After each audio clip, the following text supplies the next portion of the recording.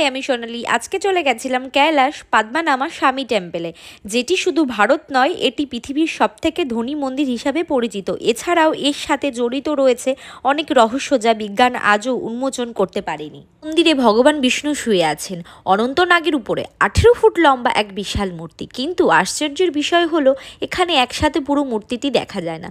দর্শন করতে হলে 3টি আলাদা দরজা দিয়ে, একটিতে মুখ, একটিতে নাভি আর একটিতে পা।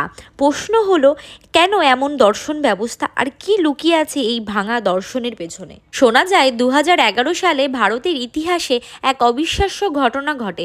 পদ্মনামা স্বামী মন্দিরে শত শত বছর বন্ধ থাকা গোপন ভাণ্ডার প্রথমবারের মতো খোলা হয়। ভেতরে যা পাওয়া যায়, সোনার মুকুট, হীরের হার, স্বর্ণমুদ্রা, রাজাদের দান করা অমূল্য রত্ন। হিসাব করা হয় সম্পদের মূল্য লক্ষ কোটি টাকারও বেশি।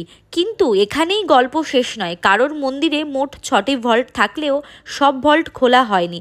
মন্দিরের সবচেয়ে রহস্যময় দরজা ভল্ট বি, এই দরজার কোনো তালা নেই, আছে শুধু নাগের প্রতীক। কথিত আছে এই দরজা খুলতে গেলে বিশেষ মন্ত্র জানা দরকার।